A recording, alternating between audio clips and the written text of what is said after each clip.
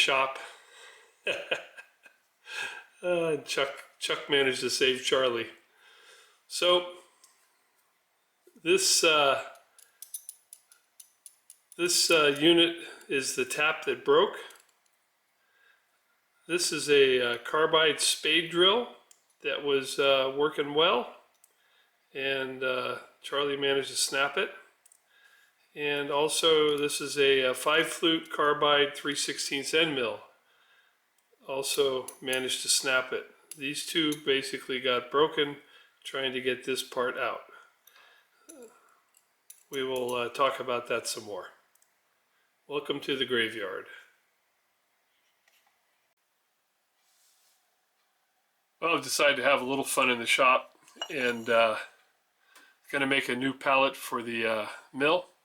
It's a 6-inch wide by a little over 6 inches in length, 1-inch thick piece of aluminum, and I'm planning on drilling and tapping holes. So there's 36 holes, so it'll be drilled and tapped at 1/4 inch, and then I'm also going to put T-slots in it for hold downs. So I'm actually going to drill and tap holes in the T-slots also in line. That way the pallet can be used with the T-slots, or it could be turned upside down and used with all the holes. Also going to put in threaded holes here in case I want to put a rail on it, and the same thing on the sides.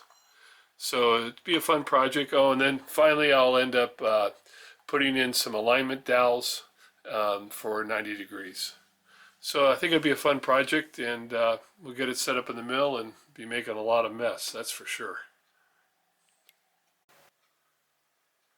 One thing I haven't decided yet is whether to use the Tapmatic Jarl quick change, that I can actually change these out without shutting the machine off. So I could have a drill, chamfer, and thread using this this tool here in the same position each time, then move, versus drilling them all, chamfering them all, and then come back with the Tapmatic threading tapping head that'll automatically reverse. So I'm trying to decide which way I want to go, which is going to be the quickest and easiest. So you'll see what it is once I do it.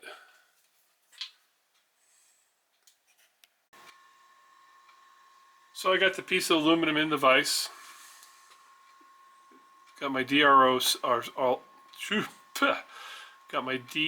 all set up.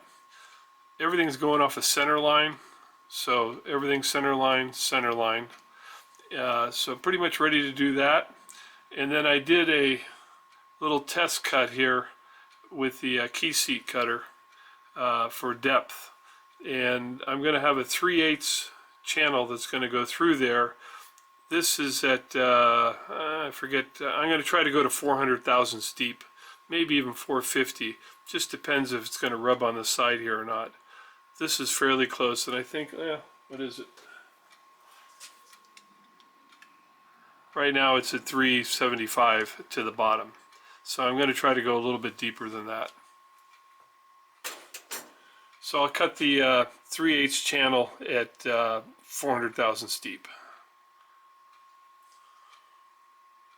Still haven't decided what method I'm going to use to punch all the holes.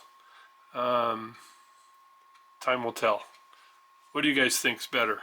Use the Tapmatic interchangeable tools and do everything in one shot, then move, one shot, move, which means turning the mill off and on for reversing, for threading.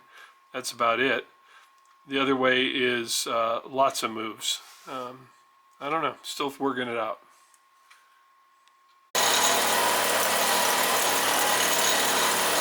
That's 3/8 by 400 feet. Need my vacuum in here.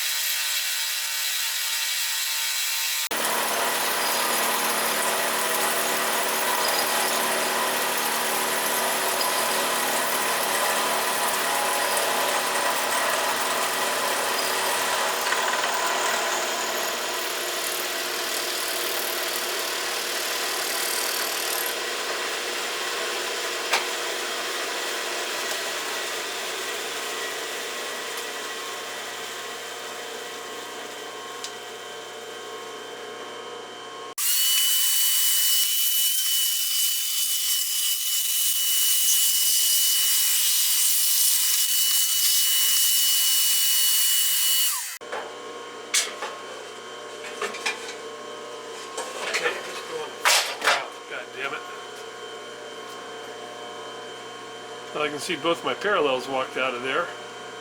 We'll give it a little hammer down and clean that up.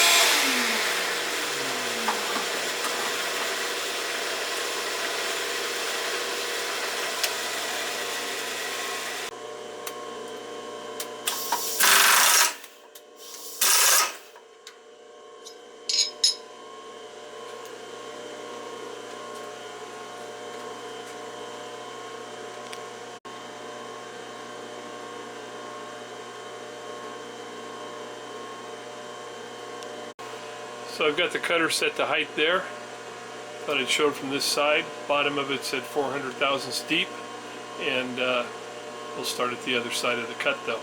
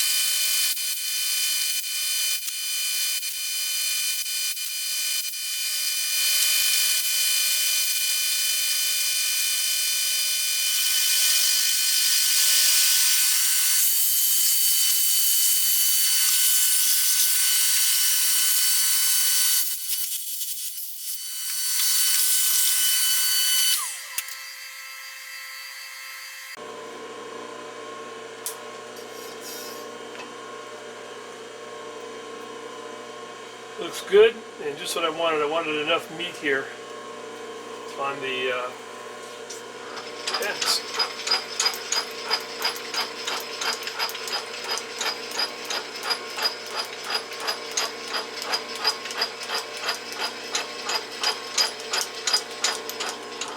Guess I could have used the power feed. Cutter didn't look like it loaded up much, so we were in good shape.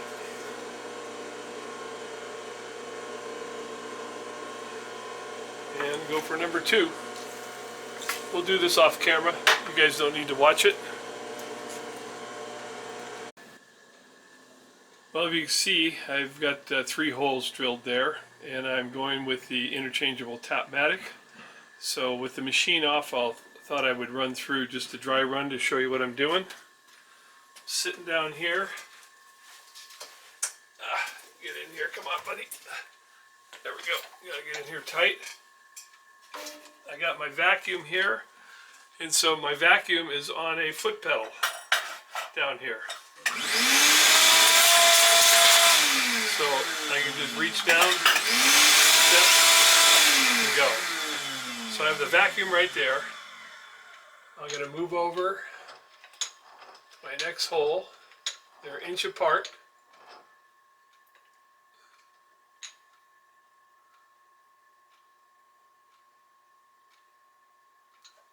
not to be that precise, but okay, inch apart.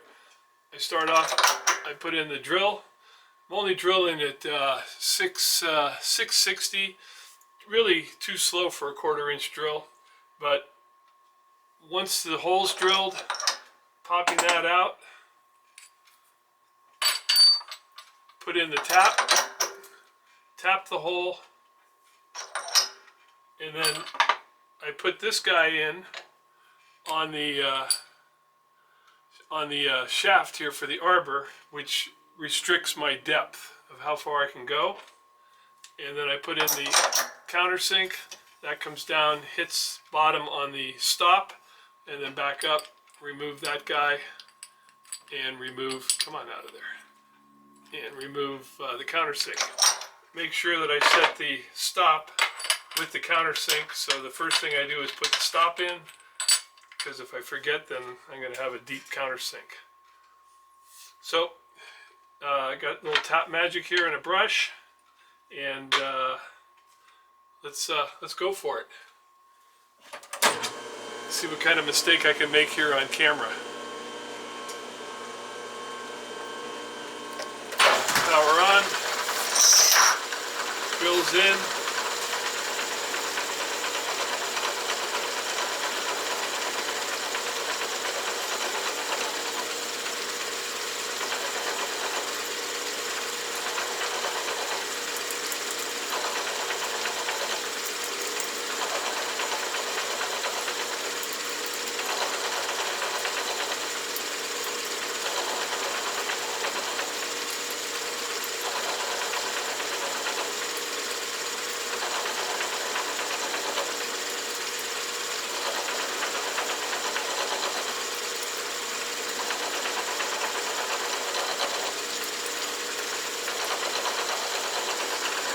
Okay, hit the vacuum, pull the tool, threading tool,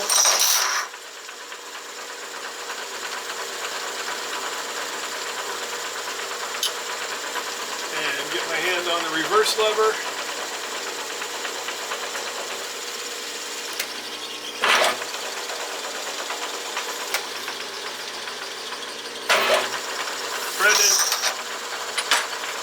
Put the stop in,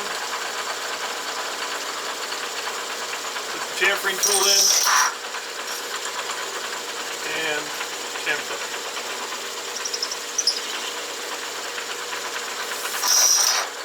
Rinse and repeat. Okay, so I'm not going to show you all 36 holes, but that's basically what we're doing.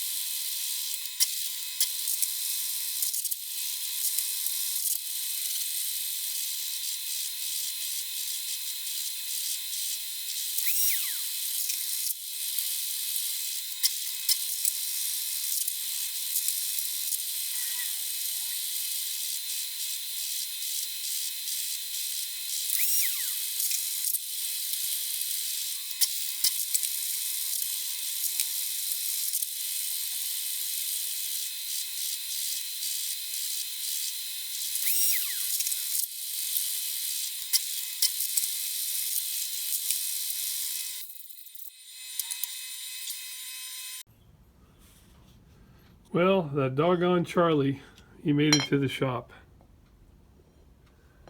Snapped a tap off in there.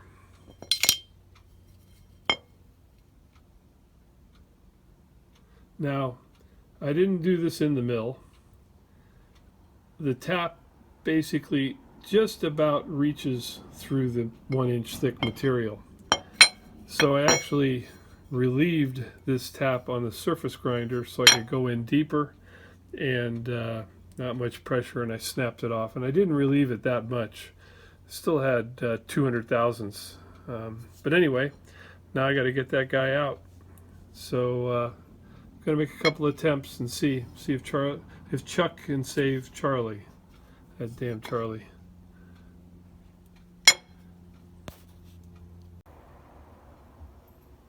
Well, is it Chuck or Charlie?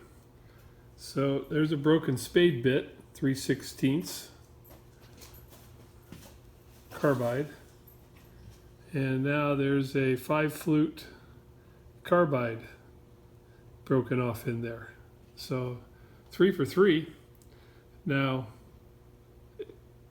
it was making progress in milling, drilling and milling the broken tap, but every now and then I would feel a little push, and sure enough, it was pushing the tap out the bottom, because all I had there was that little point sticking before. So we're going to attempt continuing this way and see if we can get it out the rest of the way. Well, it appears victory. Sorry for the handhold here, but it's moving this way.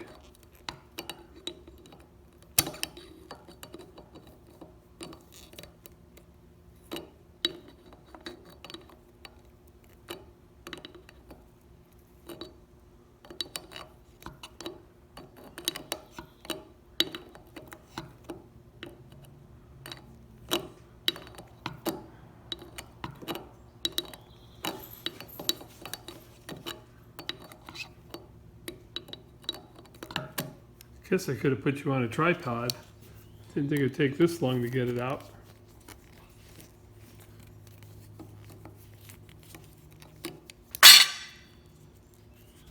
Come on, baby. Jesus Christ.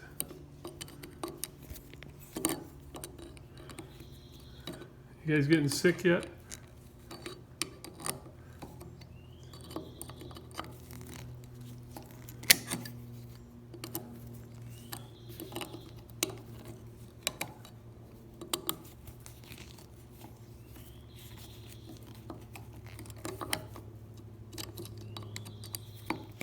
Come on.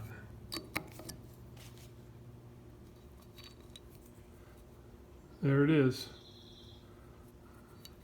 Where's my tap? My end mill. Oh, now my end mill's stuck in there?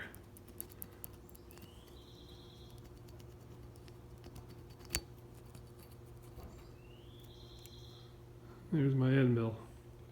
Success. Save Charlie. Now, let's see if we can kick Charlie out and Chuck finish.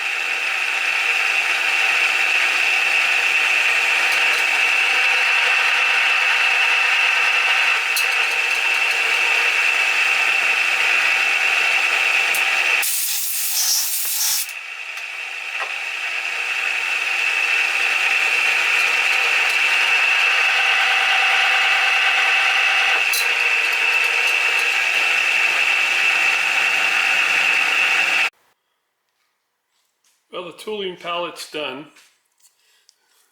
You can see I milled it for T-slots and drilled it 1/4 and then on the perimeter I have 2 sets of holes 1/4 so I can take a parallel and have it proud on either side that I want. And turned out nice 90-degree corner. Really happy with it. Got T-nuts for it, and the back side is just all holes. So the unit can be used this way or it can be used this way with T-nuts instead. So it was a fun build. Had some excitement there with a Charlie mistake. Over here you can see I have lots of different hold down pieces that I can use, straps and stuff, and bolts. So it's a nice supply, and it's a nice tool to add to the tooling cabinet. It'll be seeing some use. So I hope you guys enjoyed the video, and we'll catch you on the next one. Thanks for your time. I appreciate you stopping by. As always, comments are welcome. I appreciate your time. You can share the video, and we'll see you soon. Oh, and subscribe. Subscribes always help. Thank you. There's my partner. He's always here with me, waiting patiently. Howie. You waiting for me? Wanna go for a walk? Huh? Oh, okay. That got you up. All right. In closing, time to clean the mill up, get everything cleaned up. But one of the hottest things I came up with, and I have to share with you, is I was sitting here working, and you can see there's a foot pedal down there, and putting the vacuum on a foot pedal.